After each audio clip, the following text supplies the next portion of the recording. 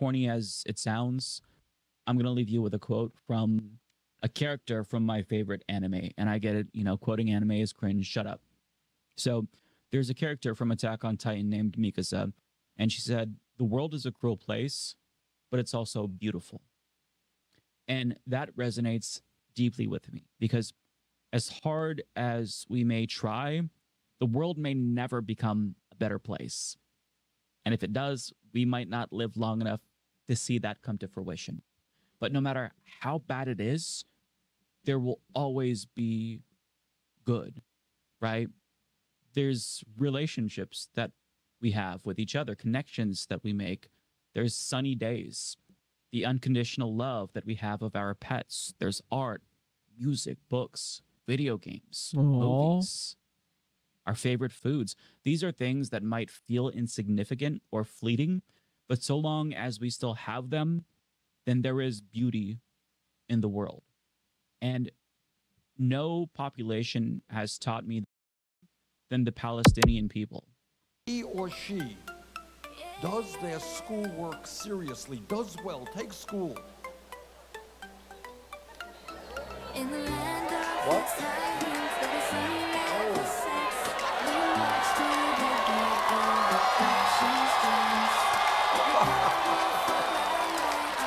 Now you see, this little bird doesn't know it. Oh,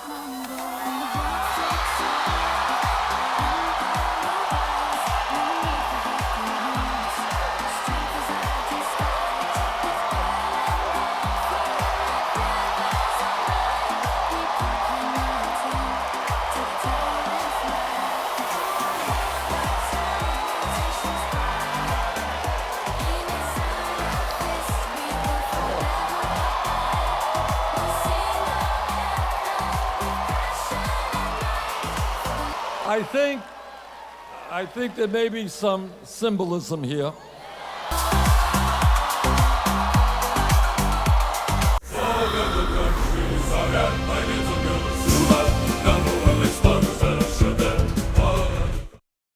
Guys, how's it going? It's Social Lost coming at you live. I'm trying to get all my settings straight. I had to redo all my fucking Streamlabs settings because it all reset for some reason. I don't know what the hell happened.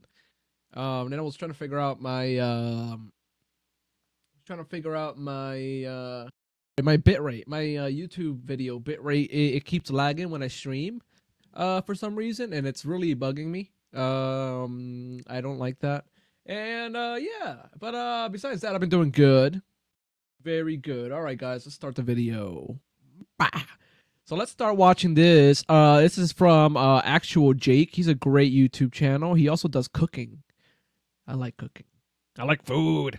And he's going to talk about Bernie Sanders. This video was supposed to be about I was trying to stream about Bernie Sanders, and it's about, this guy and a few other videos we want to watch. But it wasn't working, so I'm just going to record it, and then I'm going to stream afterwards, maybe.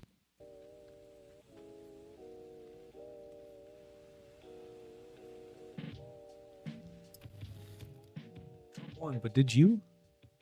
You may feel like a winner right now. No, man, we fucking lost. Our country's fucked. But he's about to tariff fucking tomatoes. Look at where you get all your food from. Look at where you get all your food from. Real quick. Let me put the quality up. Higher quality. Premium. Guys, look where we get all of our food from. Look where we get all of our food from. Look, get ready for you to pay a little more for food, eh? He's about to tariff fucking tomatoes. Look at where you get all your food from. Look where you get all your food from. Ooh. Mexico. Guatemala. Chile. You guys like fucking pineapples? Costa Rica. So much Mexican stuff. Wow. Anyway, all this is going up. Every single bit of it. Oats. Oh, good. Wheat. That's not important. We get most of our stuff from Canada. That's crazy. Anyway, so if you feel like a winner, I'm glad. But you're not going to for a long time. It's going to suck. Bernie Sanders has put out his statement after the loss of Kamala Harris to Donald Trump. And Bernie based as always. Here it reads. And I can't do a Bernie Sanders, so I'm not going to. It should come as no great surprise that a Democratic Party which has abandoned working class people would find that the working class has abandoned them. Bars. Fucking bars, see. Bernard Sanders is absolutely right. We looked They're at working now? We looked at it. Economy, most people. Immigration was up there too, Okay. which is crazy. But it wasn't really the most important one was economy, 32%. Most people that worried about immigration were right wing. That's it. State of the democracy was bigger, and that was for the left, but it wasn't big enough. It wasn't. Yeah, the right wing doesn't give a shit about democracy, bro. You say democracy, they'll be like, "Yo, what? I need hot pockets right now. I need eggs. My eggs are expensive.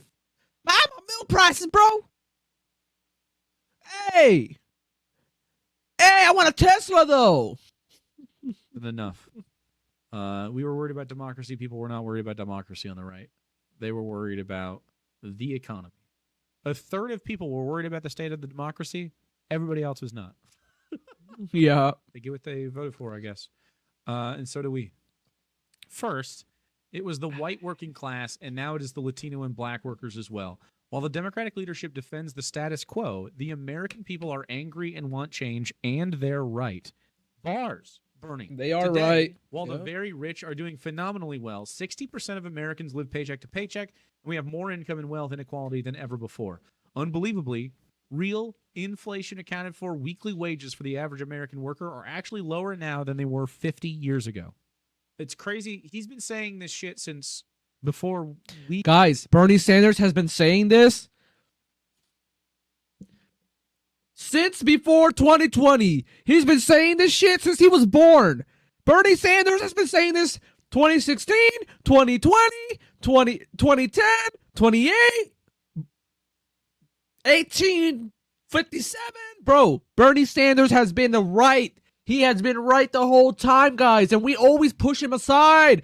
We always push him aside, saying he's a crazy nut, he's a crazy communist, socialist, crazy evil old man, just wants to take all your work and give you the same car. Everybody's gonna drive the same car. Guys, if we don't pick someone like Bernie Sanders, the right wing is gonna keep picking people like Trump, because Trump acts like he's for the working class. He acts like it. But he doesn't actually do anything at the end of the day. He doesn't give a shit about the poor people, the working class. He doesn't care. So we need to actually put up a real person that actually cares about the working class and poor people, or else the Republican Party's going to win forever. They're always going to win. They're better at lying to people, and people are dumb as fuck. People don't remember all the fucked up shit Trump has done. Or they don't care. They are fucking racist, fascist, Nazis, evil ass people. So... I don't know. 2003 is I saw a clip the other day of him speaking to a classroom of children from 2003, and he was saying essentially the same shit, except instead of 50 years ago, he was saying 30 years ago. Today, despite an explosion in technology and worker productivity, many young people will have a worse standard of living than their parents, and many of them worry that artificial intelligence and robotics will make a bad situation even worse. And he's right. It is going to make it worse. When they make you work to have a quality of life, and they take away work, and they tell you to still find a quality of life, I mean, they have to reorganize, but they're refusing to reorganize that. We are all acknowledging that human beings do not have to toil at the levels that we had to before. We simply do not have to. And because we do not require toil in the ways that we had to before, we have been scrambling in capitalism to try to find ways for people to have jobs. How many of us, even in this chat, actually have a job that's essential to their community? I hope many of you, but many of us do not. I don't. My job just gets the stuff I produce gets like exported to like maybe the West Coast or like some other country. Like I don't know what the fuck my product goes to, honestly. My shit ain't essential. Okay? There has not been anything essential to fucking working at a McDonald's, okay?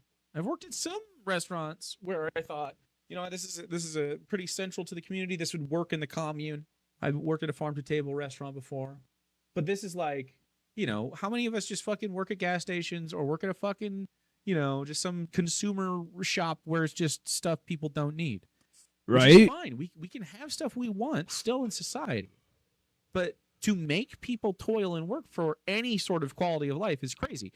Their situation should be met, and we should be able to do everything we want to do. Okay, we should be able to have housing. We should be able to have healthcare. We should be able to have education.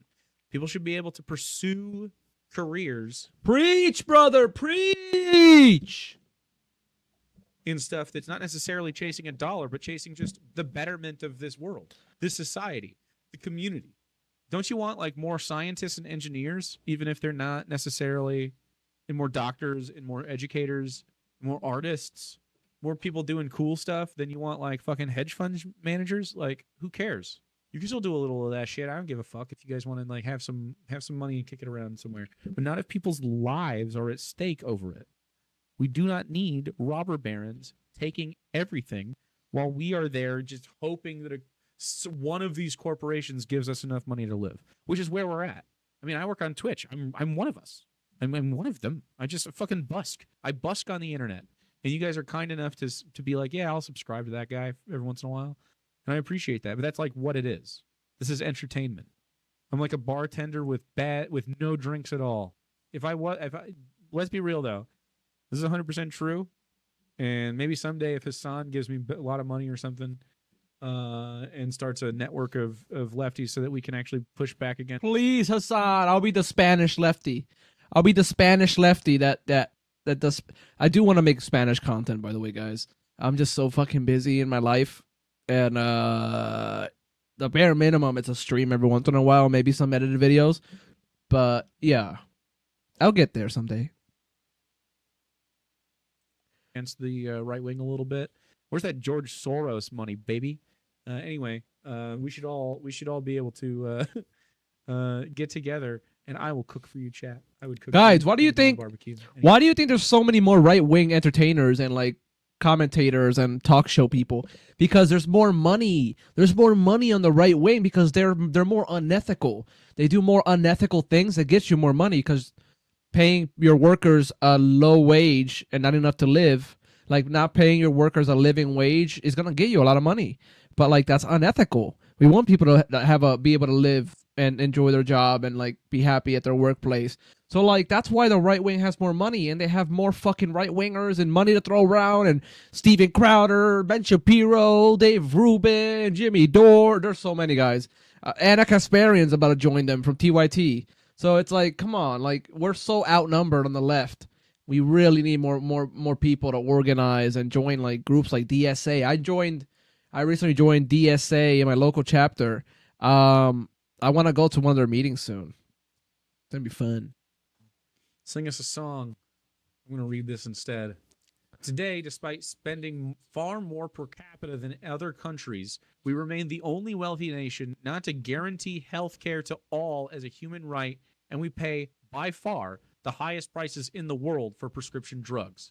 We alone, among major countries, cannot even guarantee paid family and medical leave. We suck. It sucks here.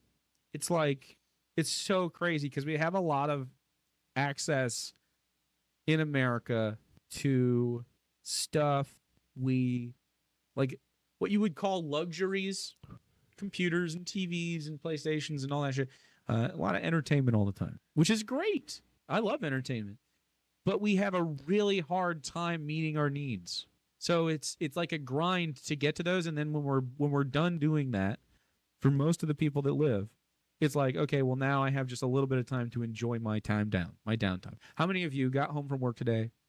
We're very happy that I streamed tonight, and we're like, oh, I get a few hours of this, maybe some video games, maybe some dinner or whatever, and then I gotta go back again. This is how it is, right? Right. And I mean, for all of us to certain degrees, like, just depends on what you do with your life. It's like, I mean, I guess tomorrow is Saturday though. Tomorrow is D&D day. I work from home. Me too. This one. Some of us don't. Some of us live different lives. But either way, it's like you probably, if you're not doing that now, you remember it. And it does not feel great to have to grind every day. Like, I would come home, and I'm so grateful that I don't have to work on my feet all the time. I literally would come home from work, like borderline in tears because my ankle is just so fucked up. Jeez. And I would have to just fucking like lay on my bed with my leg throbbing because I don't have any money for healthcare. I don't have any money for painkillers. just leg throbbing and just fucking just an hour, two, just fucking laying there and just fucking breathing and just like just maybe falling asleep or something. Like, man, I still remember it. It's still fucking, it fucks me up every time I have like really bad leg pain. I think about that shit, and it happens, you know, when I'm very active. And this is not, you know, this is one fucking story, and I got it pretty good, you know. I got it pretty good. I didn't really have a bad life growing up. My dad was a Republican and didn't really let me stay on any health care. But you know, That's fucked up, bro. Fuck your dad. you know, was very grumpy when Obama passed health care for your children. He was so fucking upset. He took me off the second he could, dude. He was like, fuck that. He never, and I wasn't really, I mean, to say I was on the healthcare, I wasn't allowed to use the healthcare in my 20s. What the fuck? Like, don't use it unless it's an emergency. You're Unless you're literally dying, do not use the healthcare, son. you're illegally on my healthcare, but don't use it. Fuck you. I should have used it a lot. Yeah. Anyway, so this is the kind of shit we're talking about. It should be like this. I shouldn't have to fucking rely on my parent, who may or may not be a good person, to take care of his kid. You know what I'm saying? You guys shouldn't have to do that either. You guys should just have that. We can do this. Today, despite strong opposition from a majority of Americans, we continue to spend billions funding the extremist Netanyahu government's all-out war against the Palestinian people, which has led to the horrific humanitarian disaster of mass malnutrition and the starvation of thousands of children. He's just so based. I He's so love based. He's Bernie. not calling it a genocide for political purposes. I love Bernie, dude. But you can see where Bernie fucking Sanders stands. That's my fucking Bernie Sanders. When Bernie Sanders dies, I'll fucking cry. We don't deserve this guy, dude. Yeah. Will the big money interests and well-paid consultants who control the Democratic Party learn any real lessons from this disastrous campaign? No. Actually, No. I think they will. I think the Democratic Party will learn lessons. I think they will learn good and bad lessons. I think some of them will learn the lesson, you're already seeing this, that they need to move moderate, which is not what the polls pan out. When Rashida Tlaib, AOC, and other progressives that are also women of color, when they are progressive and they have a good stance on things like Gaza and Palestine, they are winning down ticket from Kamala Harris. You see it happening. This happened in Michigan. This happened in the blue wall states. All of them. Like, the Democrats did better than Kamala Harris in this. And it's not about Palestine. The number one thing, me as a leftist trying to get other leftists to vote for her, was Palestine. It was not this other shit. It wasn't economic policy, because she wasn't running on populist economic policy. If she was running on free healthcare, I think we could have gotten some of this. I think we would have won, frankly. Oh, yeah. Free healthcare. Oh, yeah. Like, okay. Also, can we talk about? But the fact that our Democratic Party can't run on free healthcare, that means that they are like neoliberal. They can't do shit. They're not real progressives or socialists or anything good. They're just not. They're neoliberal. They're like, we'll do some stuff maybe here and there. We'll nibble around the edges, nibble in the corners. But they don't give you the full health care. They don't give you the full legalized marijuana. They don't give you the full women's rights. They don't give you, it's like, come on, dude. About how Donald Trump is running and has won his campaign on the we're going to deport 25 million illegals from the country, including those with naturalized birthright, or like birthright citizenship. Like, they are talking like it's very extreme. How come when we bring up healthcare, it's how we going to pay for that, when this motherfucker is literally on pace to spend trillions of dollars? I'm not making that up. Trillions of dollars to try to do mass deportations, when we could take a fraction of that and fund healthcare.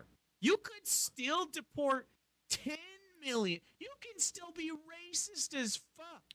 You could be Hitler still. 10 million? You can fucking still do that and have healthcare. It's crazy. It's crazy. Guess what? What if we did 0% Hitler and took all that money and invested it in the country? I wonder what would happen. So how come when I say we want healthcare, it's how we gonna pay for that? And when it's, hey, we're gonna fucking split up families and kill them and fucking black bag them and take them in trucks and disappear them into the fucking desert? That's free. That don't cost any money. Don't worry about that, citizen. Don't worry about how much that costs. It's fun. But I want free healthcare. What? You can have free healthcare that costs too much money. Where are you going to find the money from? Where are you going to tax the rich? You're going to tax the poor? It's like, come on, bro. Tax the rich. Get off of some of these wars. Like, That's got a blank check. How come blowing up kids in Israel has a blank check? right, Make fucking sense. How about instead right, of harming children, we just fucking feed them at school? right. Instead of blowing kids up with fucking American bombs out of Israeli fucking tanks and shit, what if we helped them get an education? Right. What do we have? Healthcare. That costs money, bro. I'm fucking extreme for this. That This is costs. extremism. You are a radical, sir. Sir, you are a fucking radical. Get out. Go to jail. Walk yourself to jail, you fucking radical. You fucking commie. I'm a far leftist for thinking human beings who have health and health problems need health care. You're a fucking radical, brother. Oh my god. Where did you come from? A gulag? It's extreme. How? That fucks me up. How has the right wing convinced any of you, any of us, that it is extreme to want good things for people? What's extreme is that those things are antithetical to their pursuit of profit and self-enrichment. Wake the fuck up, man. Will they understand the pain and political alienation that tens of millions of Americans are experiencing? Do they have any ideas as to how we can take on the increasingly powerful oligarchy, which has so much economic and political power? Probably not.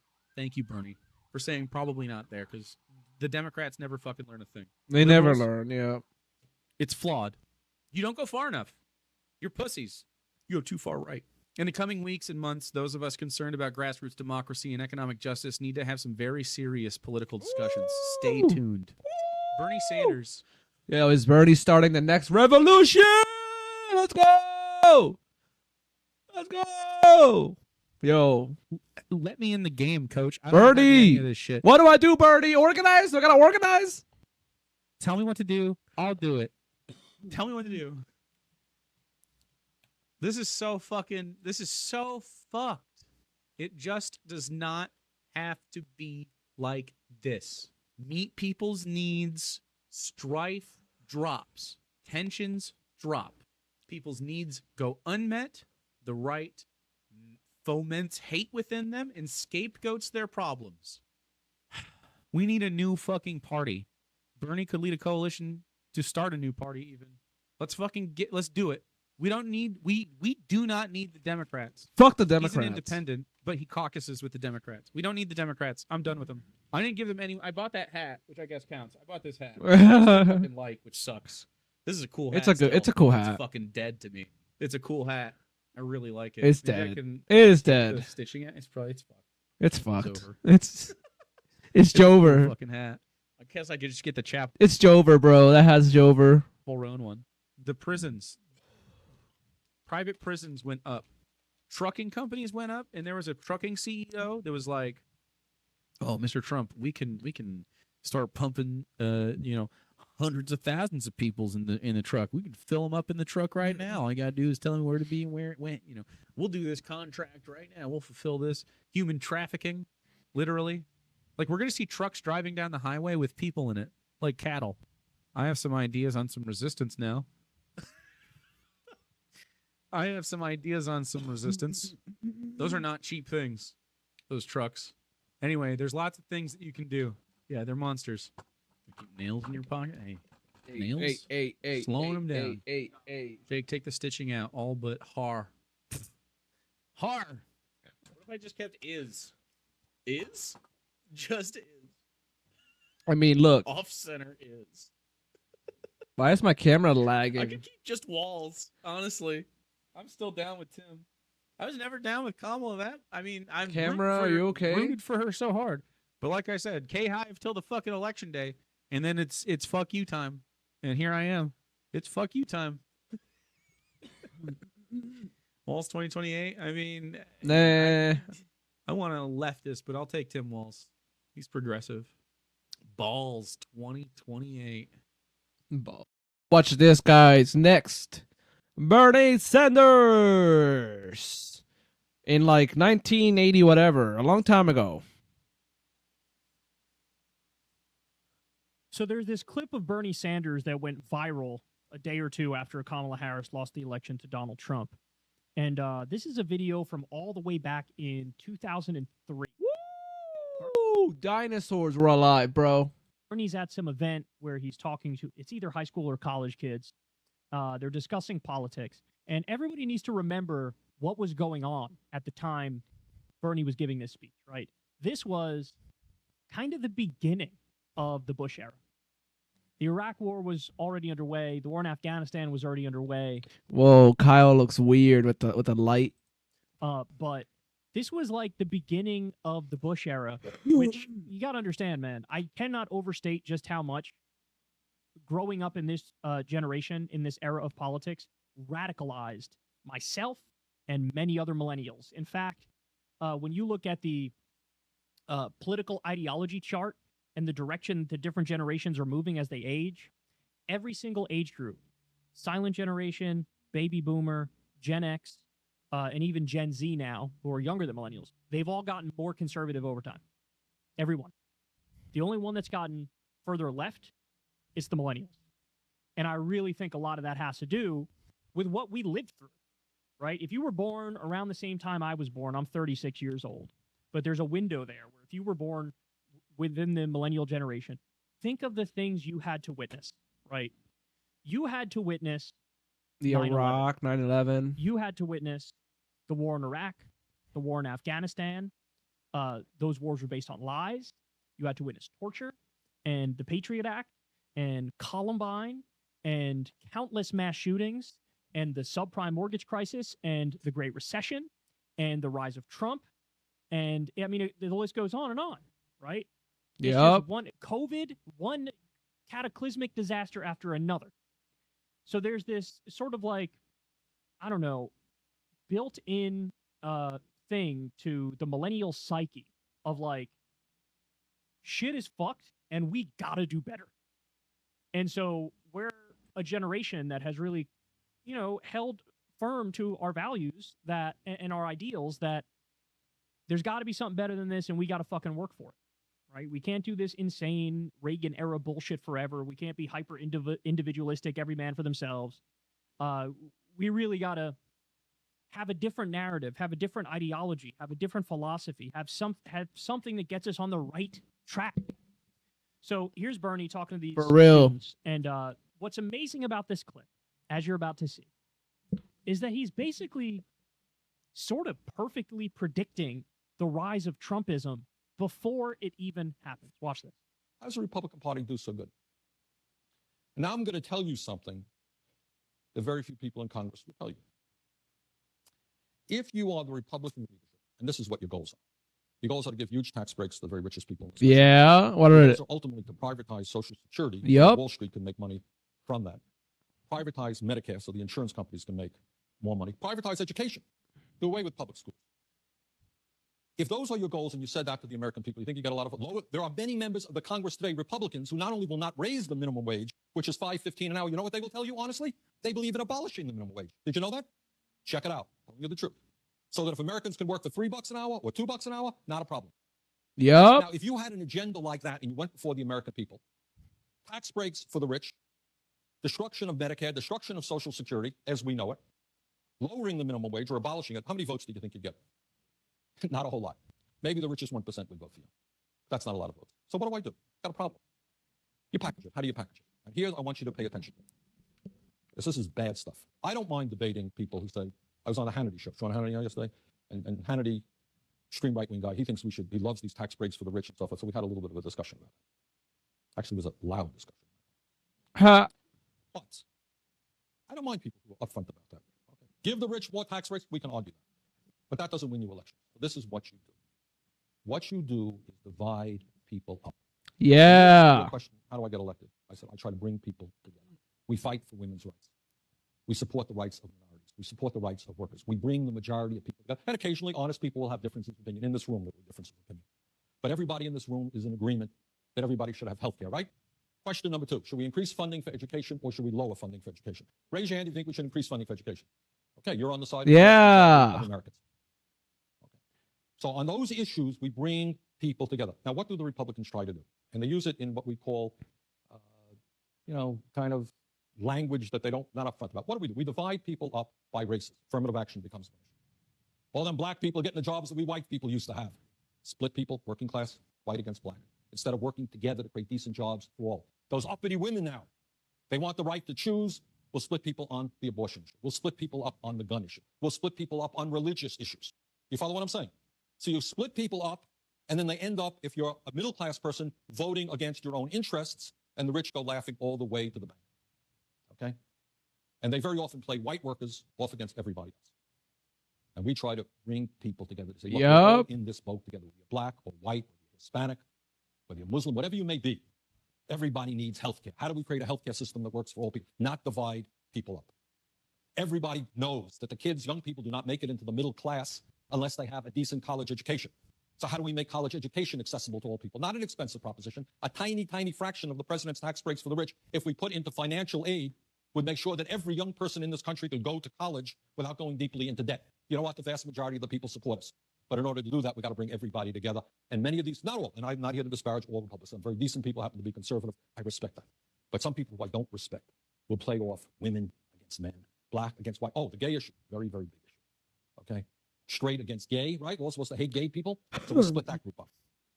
And then the argument, some of us are not patriotic. We had concerns about the war in Iraq. I voted against giving the president authority to the war in Iraq. Well, that makes us unpatriotic. We hate America. Divide those things up.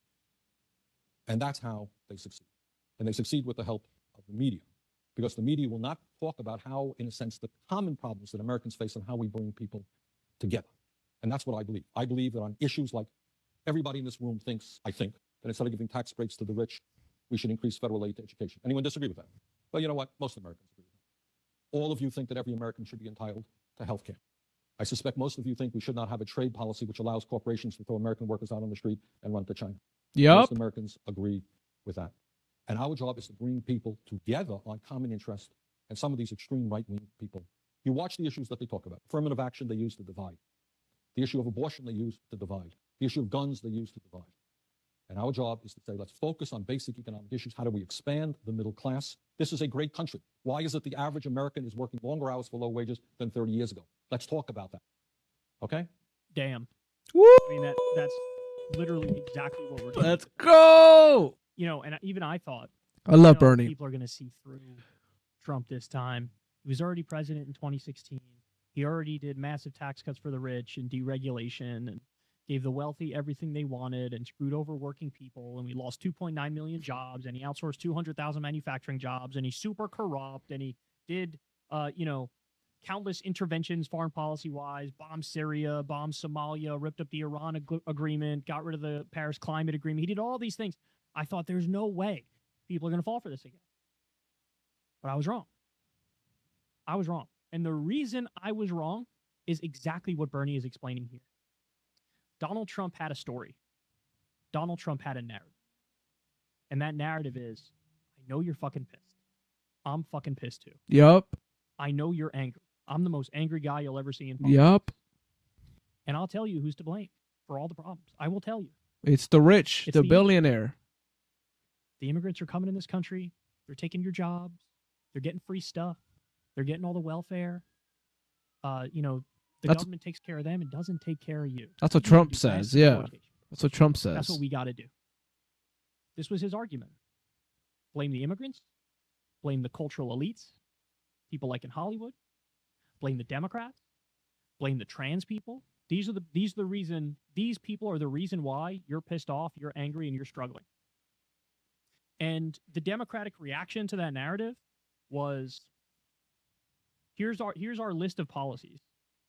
And we're in favor of, tweaking the status quo to make it marginally better for you. But generally speaking, everything's okay. Everything's kind of okay. That was the argument from the Democrats. That's not a narrative. That's not a story. That's not enough, You're bro. not telling people, hey, you're the protagonist in the story. I'm the protagonist in the story. Here's the story. Here's who you should be mad at. Here's who the problem is. You don't have a story. Look, Trump lost in 2020. What did Trump do in 2020? You remember? What was he running on? For a while, he was like, well, I can't say make America great again because I've already been president for 4 years. And in my mind, I already made it great. So let's run on Keep America Great. CAG. Keep America Great didn't work. He lost. He wasn't True. even selling a narrative anymore. True. Everything's great. because I'm in here. Everything's great. Lost, right? Democrats, look, everything's pretty good. Look at this chart. You gotta Scratch. sell people Everything's something. okay. Vote for me. Wrong. They went with the guy with an ironclad narrative and story. And the narrative is wrong. The narrative is incorrect. The narrative is absolute horseshit, True. but it's a narrative. So what Bernie's saying here is that's their narrative. You got to have a counter narrative. Now, there's one thing that he's wrong about.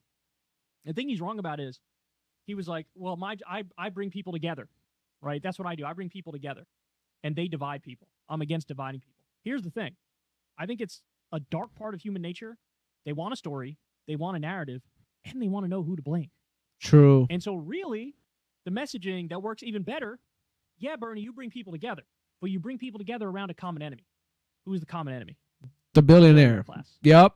The corporations. Yep. The big money donors. Yep. It's the people who have bought our government, the special interests and the lobbyists who have bought our government and make our government represent them and not you. There's a reason we don't have, a higher minimum wage bill that passed and was signed. There's a reason. There's a reason why the PRO Act didn't pass. There's a reason why we're still arming and funding Israel as they committed genocide, right? That's the problem. Have a narrative, have a story. I'm the protagonist. You're the protagonist. The people we're against, it's the billionaires, it's the super PACs, it's the big money donors. They've corrupted our government. We're going to come save the day and fix it. And I'm going to get you universal health care. I'm going to get you higher wages. I'm going to pass the PRO Act. Going to end the wars.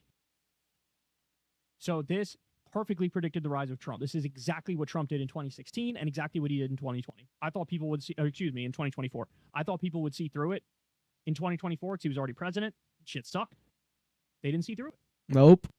They didn't see through it. They went with the guy who was angry and had a narrative over the people who weren't angry and had no narrative.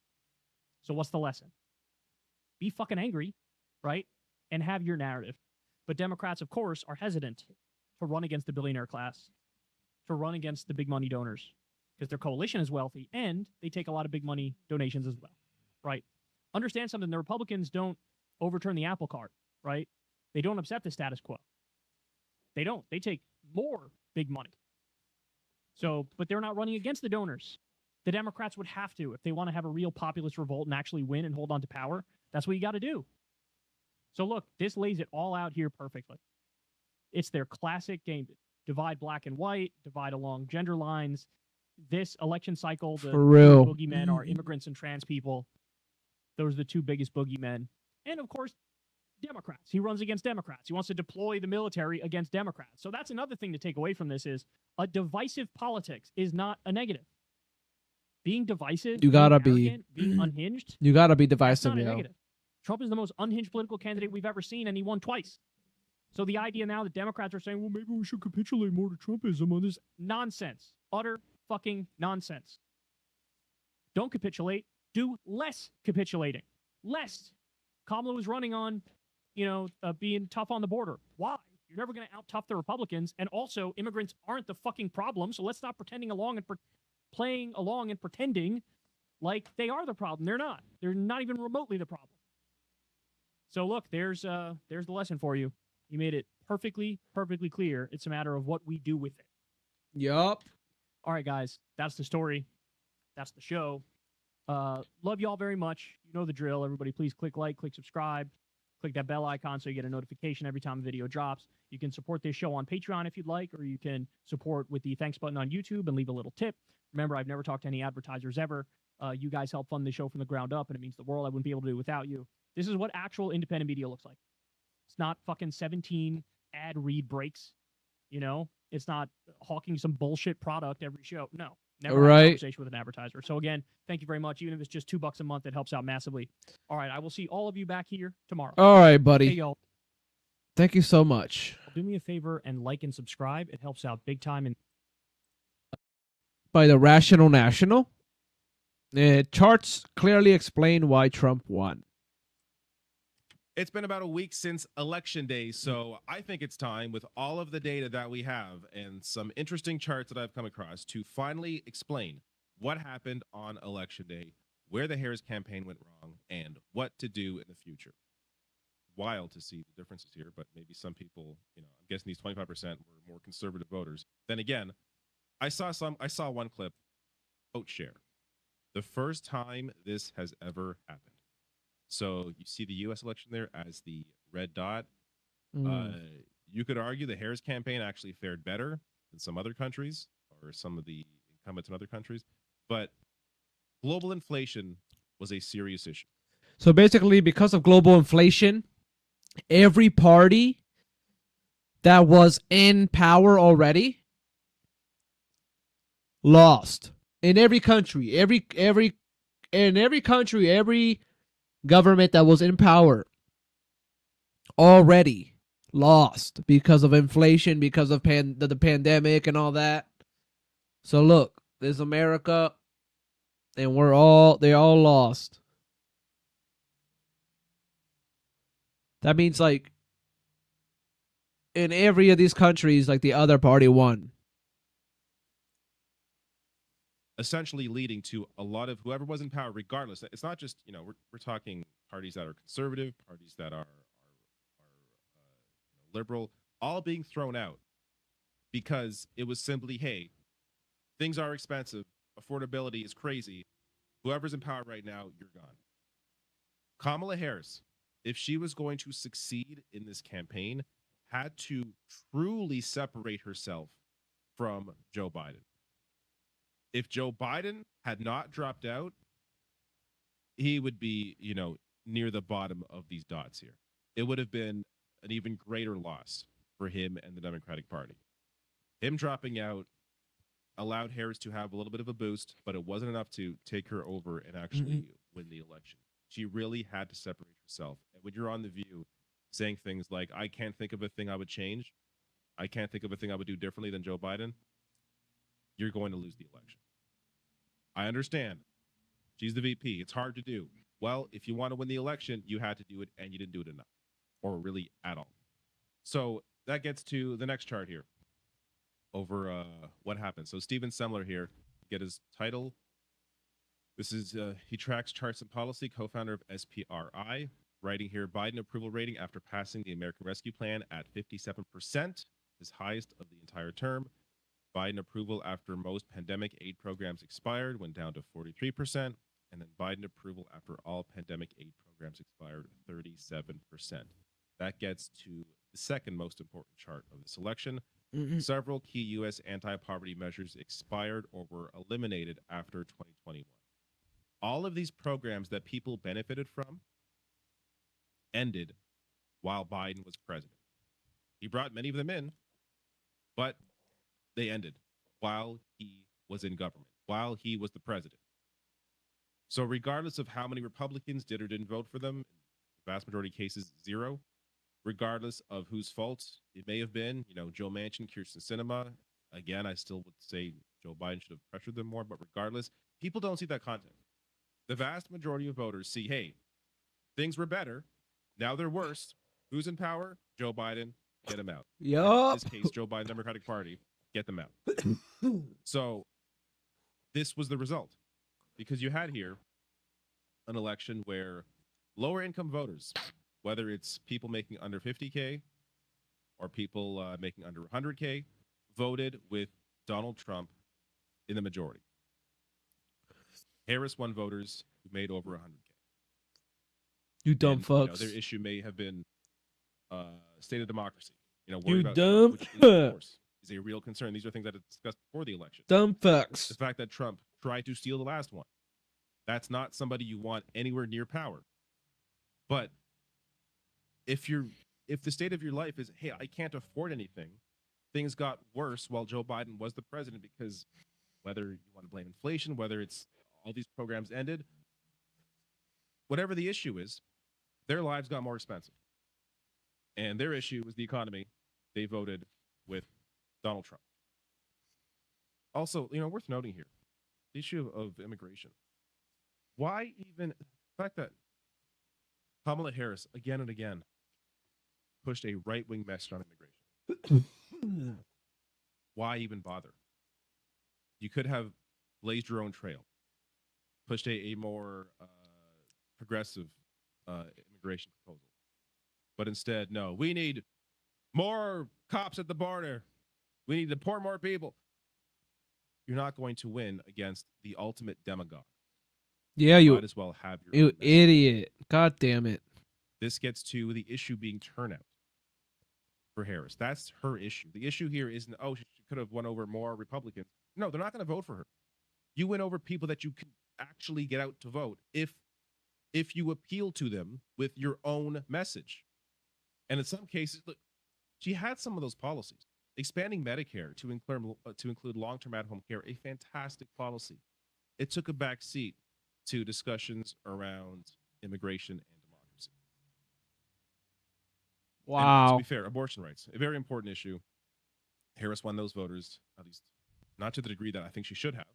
It's wild to see the differences here, but maybe some people, I'm guessing these 25% were more conservative voters. Then again, I saw one clip. I'm never, this will never be erased from my memory, where a Gen Z voter, a Gen Z woman, said she voted for Donald Trump because he protected abortion rights by bringing it back to the States. So some people like that just have no hope with. Jesus Christ. But, apart from those I can't save her. Can someone save her? people, she won the majority of voters that were most concerned about this for good reason. And again, foreign policy. Her foreign policy was almost indistinguishable, at least the discussions of it, in some cases, not all cases, but some cases, indistinguishable from Trump saying we're going to have the most lethal military. And, of course, dancing around the issue of Gaza.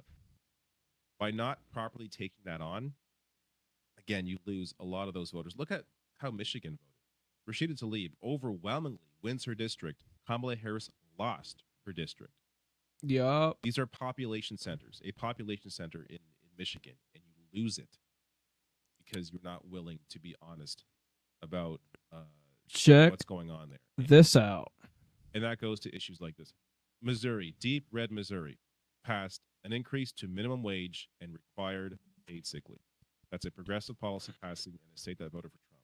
Alaska as well approved increasing minimum wage and paid sick leave. A state that voted for Trump voted in this progressive policy. Issues that Harris did not talk about on the campaign trail. There's one clip of her talking about minimum wage. One clip. Jesus Christ. Come on, girl. It is wild. And you may wonder, okay, but then why would they vote for Trump?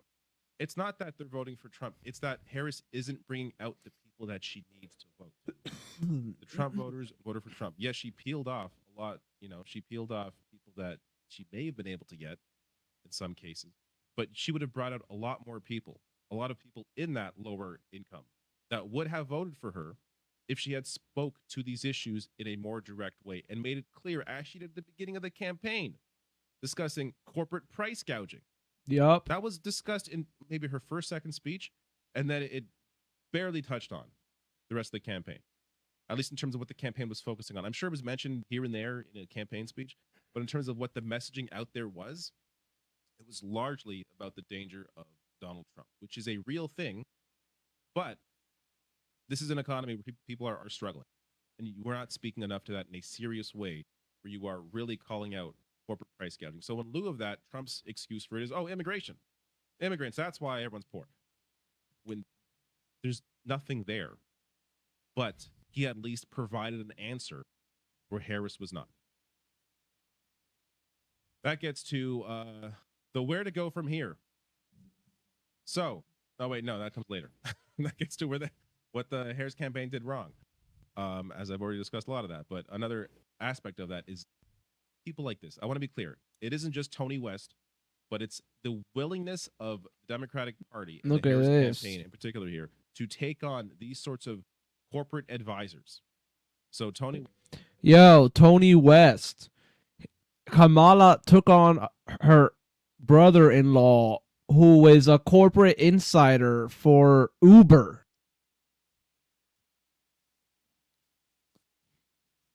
And she told him to not criticize billionaires.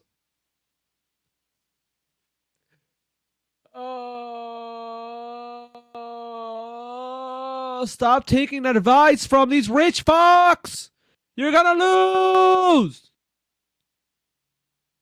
Why would people vote for Democrats if they could just vote for the rich fuck party who wants to tax cuts? Stop! Democrats need to be the progressive working class workers party, dude. West, Harris's brother-in-law, is corporate insider and campaign advisor.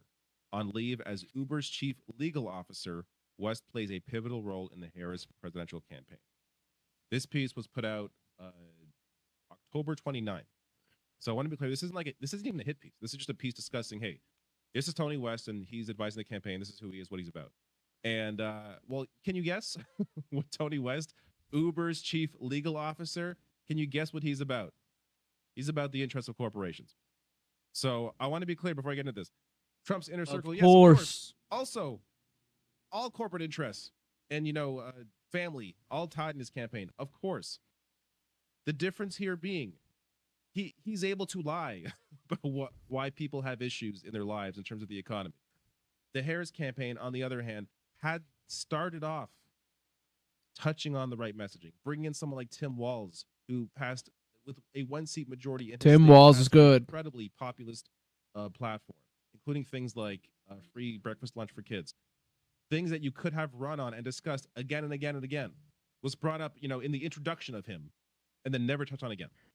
Like how you bring somebody like Tim Walz into your campaign and then completely neuter him is insane to me.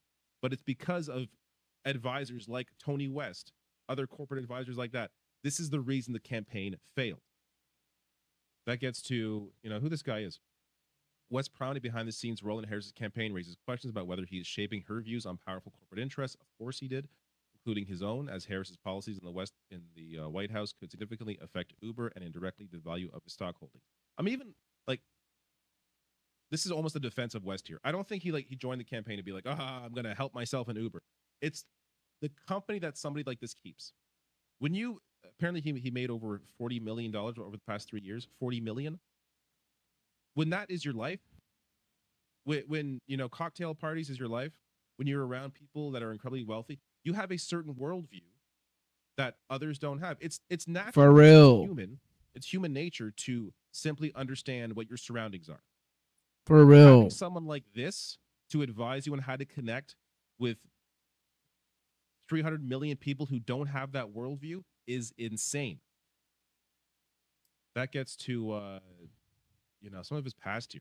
He played a pivotal role in handling the fallout from the financial crisis, which the DOJ had let financial institutions off the hook by noting that, or by having no criminal charges laid against bank executives. So yes, while there were billions of dollars in penalties, again, these people, criminals on Wall Street, and they got a slap on the wrist, and he was a part of that slap on the wrist. He also fuck that guy. The company's battles against Uber's battles against recognizing drivers as employees, which would have granted drivers minimum wage protections, healthcare, and sick leave. So again, giving you the worldview of who West is, fighting against working class interests. He also, during the campaign, drew on his ties to Wall Street and Silicon Valley. Has also held private meetings with top executives, soliciting feedback on Harris's policy stances. This is why the Democrats keep losing, guys. This is why they keep tying themselves to these rich cocksuckers, these rich cocksuckers, rich fucks that are just tying the Democratic Party down so they lose. Because they know that people are smart. They know these billionaires that are fucking helping the Democrats know that people are. They think people are stupid, but people are smart. We know this shit. So when you have to choose between a turd and a turd sandwich, people choose the turd sandwich. They at least want some bread. Well, the guy says he's going to give them bread on the turd, but he's lying. Trump is lying about everything, but it doesn't matter. Democrats don't lie to the same amount. Let's move on, bro. Let's move on to the last bit.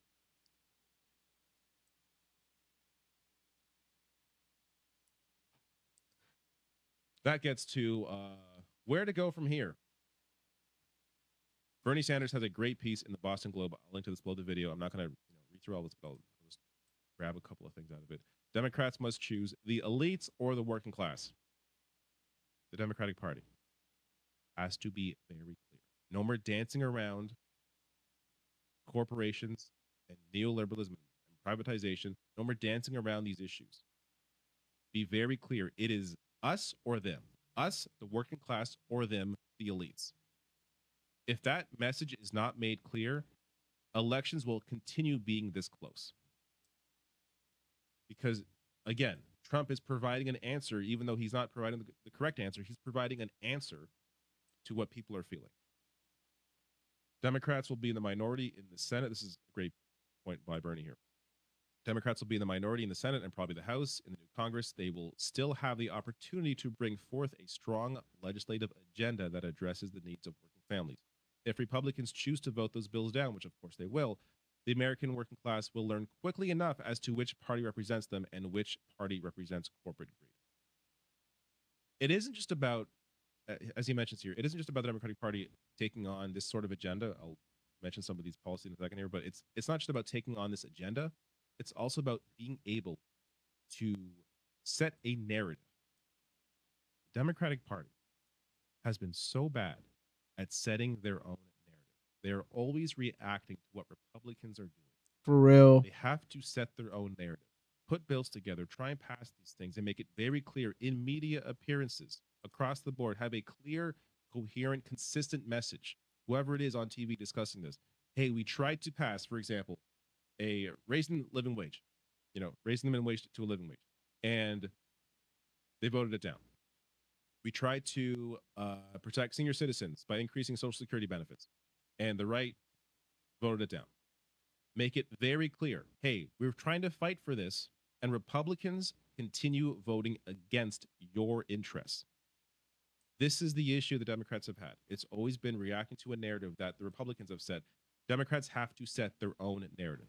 Yep. Now, a lot of these, I'll link this below the video. If you follow my channel, follow Bernie, I'm sure you're aware of many of these policies. It's much of what was in his platform in 2016, 2020. It's great stuff, incredibly popular policies.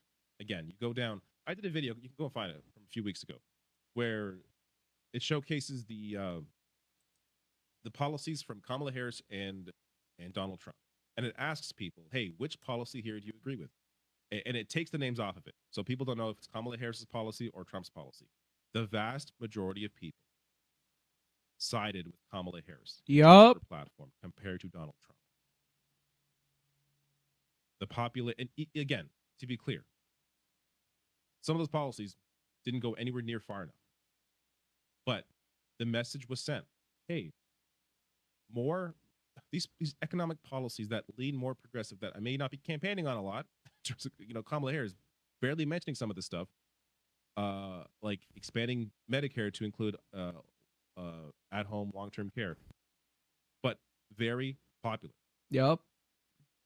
The inability for the Democratic Party to have that consistent message throughout, not just in an election year, but when they're not in power, between elections, have a very consistent message throughout the year and throughout all states. There has to be a real investment in even deep red states on what this party is fighting for. For real, man.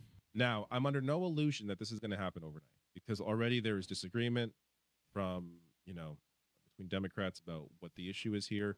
A lot of them are going to fight against this idea of changing the narrative, of actually battling the interests of billionaires and massive corporations as they have this entire time. They're going to continue trying to, put the interests of the elites ahead of the working class. But if there's going to be any success, any long-term staying power for the Democratic Party, they have to make the shift. Yeah, for real, Otherwise, man. there isn't going to be any sort of, not even just change for people's lives, but we're gonna keep seeing these elections. We're just back and forth, back and forth, back and forth. Ping pong, bong, It's gonna bong, be, bong, this bong, sucks. bong, My life bong, sucked bong, the past 4 bong. years. All right, let's try it. The other guys. All right, my life sucks the next 4 years, or the past 4 years. Let's try the other guy. It's gonna go back and forth and back and forth and back and forth until one party figures out how to actually help people and keep doing that, as opposed to ending the programs in the middle of your term. All of this, it's wild to see all these sorts of charts now, because this election, while it seems surprising at the time that Trump could win again, It makes it was sense. totally predictable.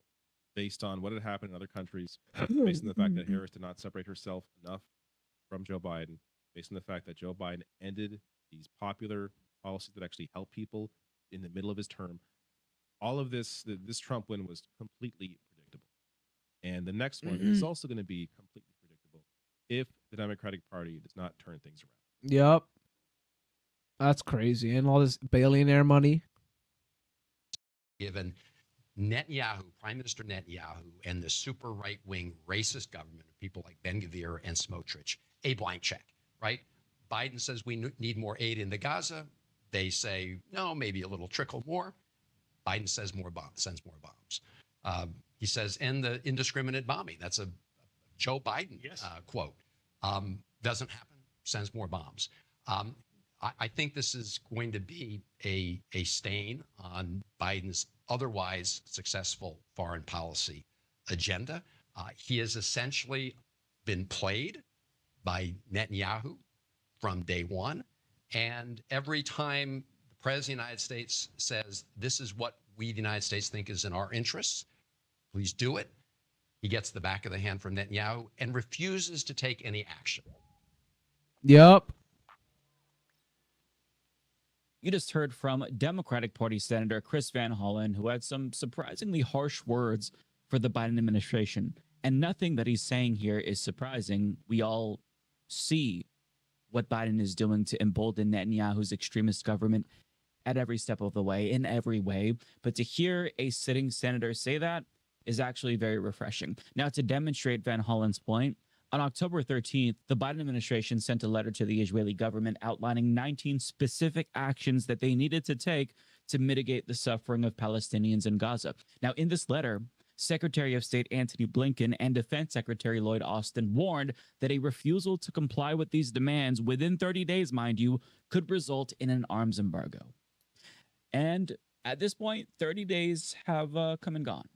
So let's see whether or not Israel has complied with these demands. According to the assessment of 8 international human rights organizations, including Oxfam, CARE, Save the Children, and others, quote, Israel's actions failed to meet any of the specific criteria set out in the U.S. letter. Israel not only failed to meet the U.S. criteria that would indicate support to the humanitarian response, but concurrently took actions that dramatically worsened the situation on the ground, particularly in northern Gaza. That situation is in an even more dire state today than a month ago. They continue, the principles of the Interagency Standing Committee now assess that, quote, the entire Palestinian population in North Gaza is at imminent risk of dying from disease, famine, and violence. And they go on to recommend that the U.S. punish Israel for their recalcitrance. And to kind of show you how bad it is, so out of the 19 demands that the U.S. made, Israel failed to comply with 15 and only partially complied with 4.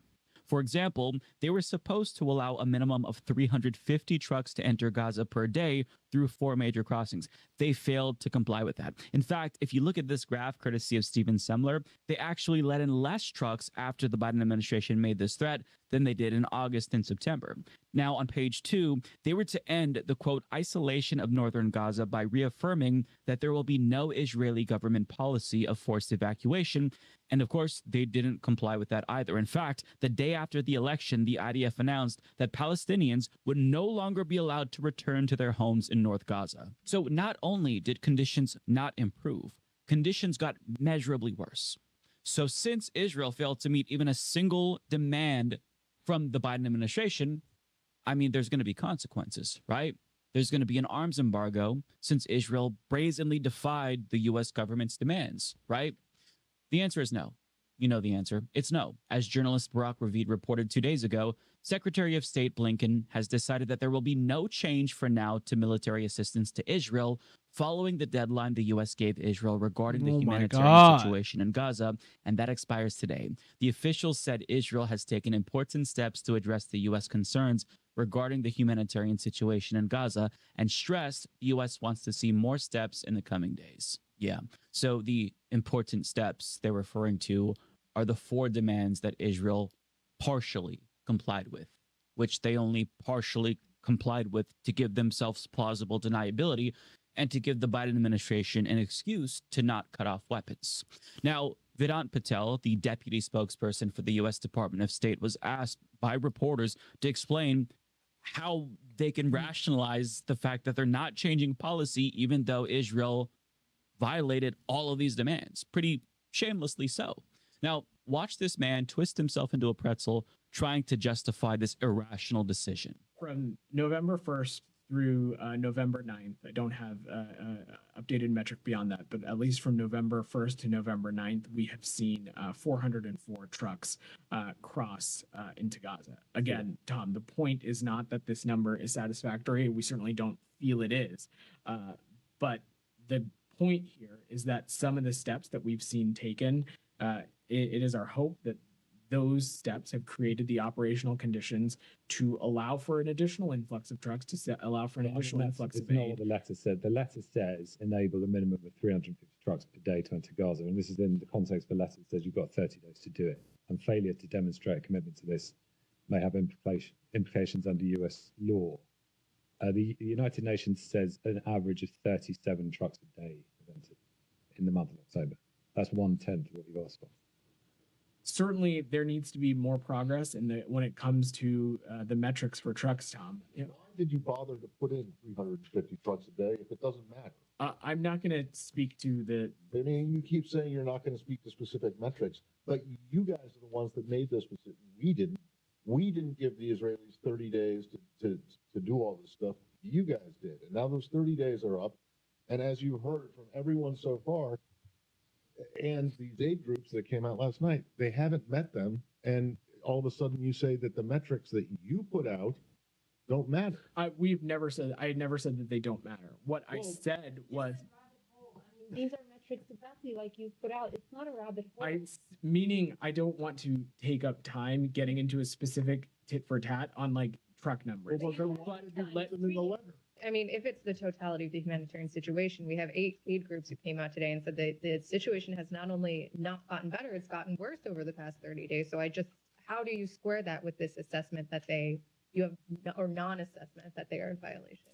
Jenny, I can't speak to the kinds of assessment that these groups. Jenny, Jenny, I can't speak to. I don't want to go deeper into this. I don't have any information. They're doing a genocide. They're doing a genocide. I'm just trying to cover up. I'm trying to do my job. I just want to get paid. That's literally him. Made certainly have seen that reporting. But to Matt, I just laid out some of the metrics that we saw. We saw the reopening of Erez. We saw a new crossing opening. Measure. You're saying, okay, they did this, but we were told, you guys said it would be based on the results on the ground that have not borne out here. So can you talk us through the deliberation here? I'm not going to get into the deliberative process, Jenny. I mean, it's really hard to defend the administration's position because it's indefensible. Genocidal fucks. This is what Senator Van Hollen was. This is why you guys lost. That we watched. The Biden administration makes a demand, Netanyahu ignores it, and then Biden continues to send him more bombs. The question is, why even bother? What was the point of this 30-day demand, especially knowing how it would inevitably lead to another humiliating moment for Biden? Well, it was about the election. Biden knew that his administration's complicity with Israel's genocide was hurting Harris with young people and in states like Michigan, so this was a thinly veiled attempt to give the base some hope and try to placate them while having absolutely zero intent of following through. In other words, Biden lied to us.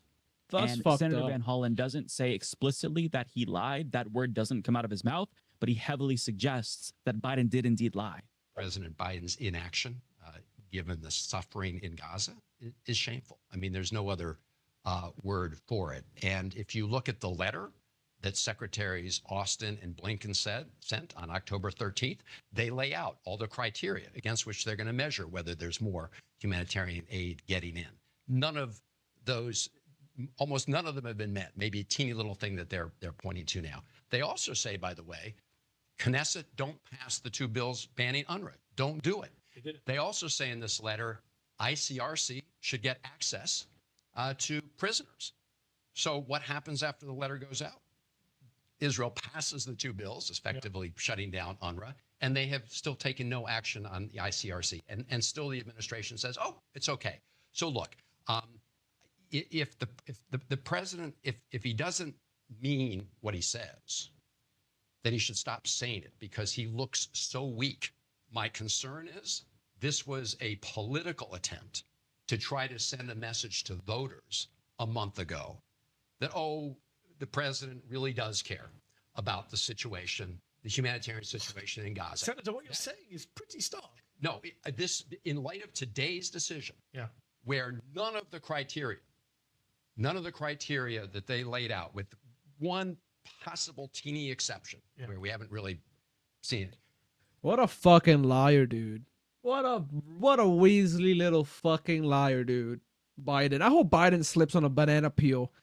And they go ahead and say, okay, we really didn't mean this letter, 30 days ago. That's what they're saying. What does that say about the leadership of your party, that you, a prominent senator of the Democratic Party, are saying today that when they put that letter out, it was domestic politics, it was electioneering. They didn't actually care about starving kids in Gaza. Look, this is the only way I can interpret it in light of today's decision, where everything that's going wrong in northern Gaza, given everything all the international humanitarian organizations are saying, given what Cindy McCain's saying, given what Kathy Russell, who's the head of UNICEF, is saying, that the fact that they refuse to take any action to hold the Netanyahu government accountable does call into question exactly what their purpose was in sending this letter.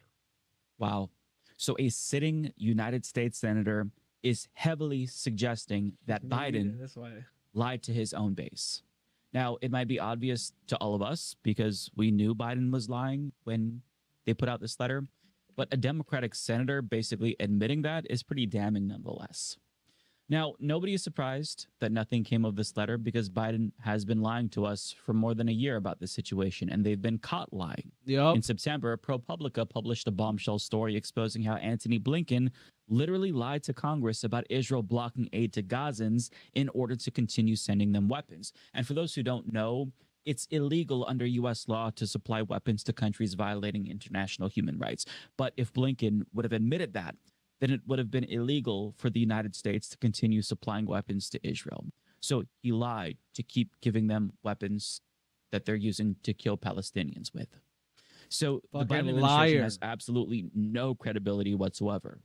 At first, they condemned people for calling for a ceasefire. They said it was repugnant. And then after they finally started to use that word themselves, they then tried to string us along at certain points and pretend like a ceasefire was right around the corner, even though they knew that that wasn't going to happen because Netanyahu was sabotaging negotiations at every step of the way. Israel assassinated Hamas's political leader that they were supposed to be negotiating with. But whenever talks broke down, the Biden administration just did what they always did. They blamed Hamas and never acknowledged how Netanyahu never wanted a ceasefire because extending the war helped to keep him out of jail. It helped to keep his political career alive. And now Biden has set the stage for the complete and utter annihilation of all of Palestine. We're not just talking about Gaza and Lebanon. We're talking about the West Bank being totally annexed by Israel. Trump's donor, Miriam Adelson, gave him $100 million on the condition that he would let Israel annex the West Bank.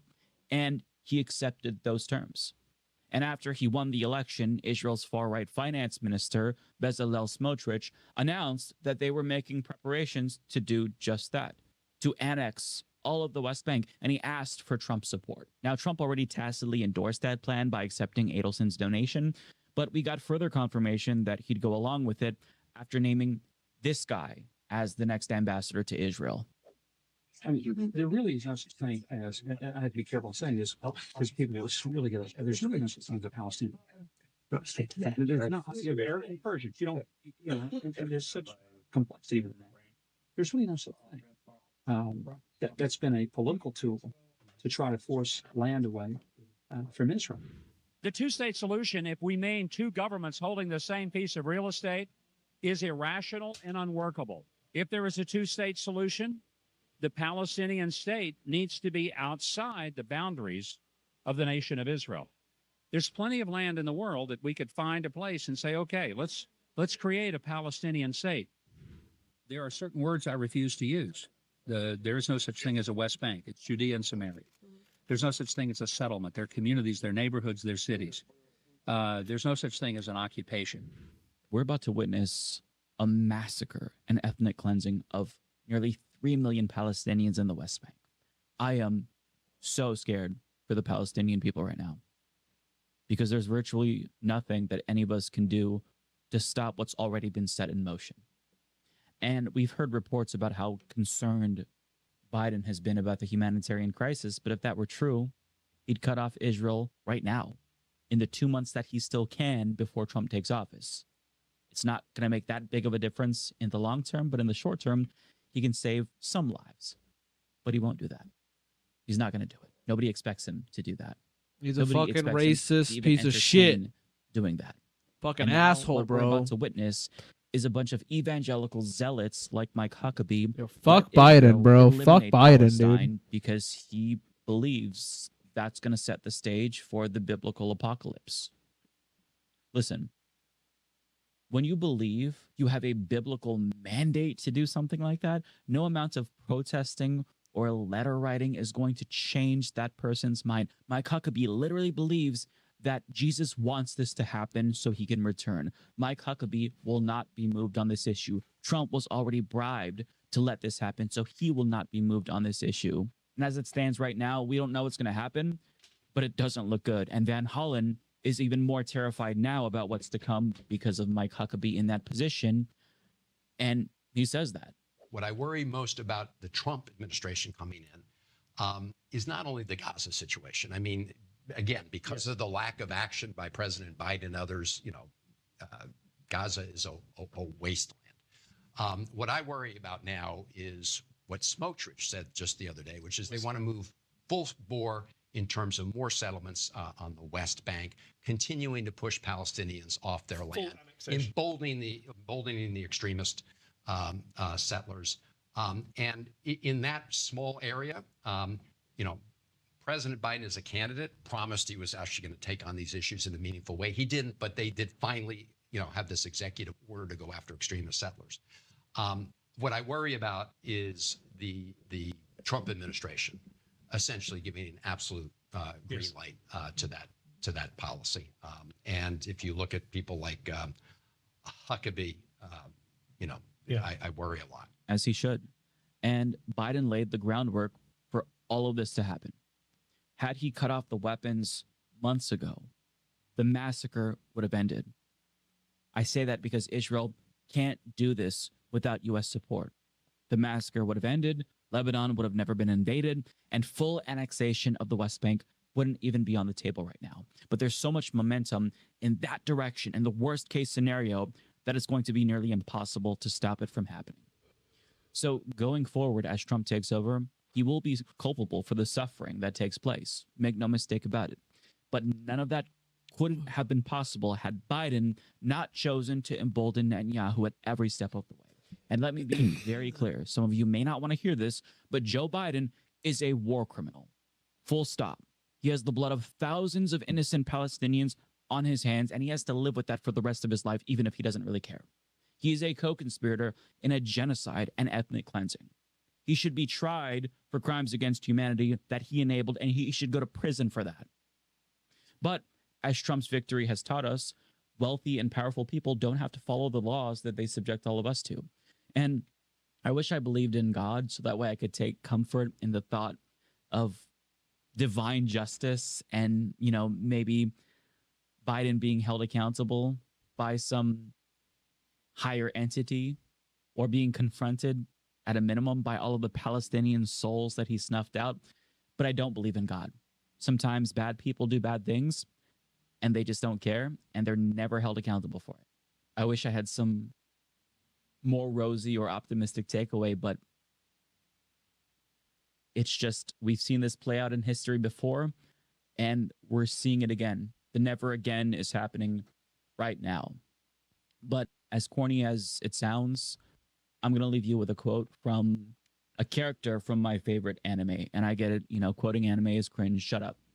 So there's a character from Attack on Titan named Mikasa, and she said, "The world is a cruel place, but it's also beautiful." And that resonates deeply with me because as hard as we may try, the world may never become a better place. And if it does, we might not live long enough to see that come to fruition. But no matter how bad it is, there will always be good, right? There's relationships that we have with each other, connections that we make. There's sunny days, the unconditional love that we have of our pets. There's art, music, books, video games, movies, our favorite foods. These are things that might feel insignificant or fleeting, but so long as we still have them, then there is beauty in the world. And no population has taught me this more than the Palestinian people. And I say this because, you know, throughout the past year or so, we've seen nothing but death and destruction in Gaza, and we've just seen Palestinians die, but we haven't realized that they were still living, too. What I mean by that is they are still persevering. They're finding beauty in this cruel and dark world. I saw a couple of TikToks that I wish that I saved, but I didn't. But there was these two teenage boys, and they decided that they wanted to drink some hot chocolate. So they scoured for the ingredients. They were walking across rubble, and seeing all the destruction was just heartbreaking, but it didn't faze them. They had a mission, and they searched for what they needed to do and the equipment to make hot chocolate, and they did that. And they thought it wasn't bad, right? Maybe it wasn't the best, but they did what they wanted to do. That connection that they had with each other, the friendship that they had, and them just trying to find small joys amid destruction really spoke to me. Also, there was a guy who he had a gaming laptop, and he set up an L-shaped desk battle station in a tent, and I don't know how he propped it up. I think he took blankets and rolled them up and propped it up so that way he could sit at the desk. He put some, tablecloths over it, lit a candle. It looked really, really good. And he doesn't have the power to actually play a game, but he was watching streamers play, I think it was Valorant, and he was taking notes because when he finally has enough money to buy, a solar charger, he's going to play and he's going to be really good. But he was so proud of this setup, as he should have been, because it looked great. And seeing all of this it really spoke to me, because even in the darkest possible times, human beings still exist. They still live. Sometimes they even thrive, even if it's momentary. And everybody needs to take a lesson from that. As long as there's beauty in the world, there is a reason to be here. Live, even if it's to resist, right? Even if it's a form of resistance. And as long as good people exist, like you, like me, like the people I know that care, there's still beauty in this world. And that's not a platitude. It's an undeniable truth about the fucked up, twisted, but beautiful world that we live in. Damn, bro. Subscribe to Humanist Report. For the greatest country in the world. For the countries are and my little girls. Cuba, #1 exporter of sugar. All other countries have inferior sugar. Cuba, home of famous cigar. It's started by capitalists all around the world. Cuba, Cuba, you're a very nice place. From the hills of Guantanamo to southern Havana. Cuba, friend of all except America. They're very nosy people with gold up their ass. Cuba, industry best in world. We invented coffee and the shaving knife. Cuba, Cuba, you very nice place. From hills of Guantanamo to southern Havana. From brass mighty penis of our leader. From junction with the testes, the tip of his face. Cuba, Cuba, you very nice place. From hills of Guantanamo to southern Havana. Mighty penis of a leader, from junction with the testes to tip of his face.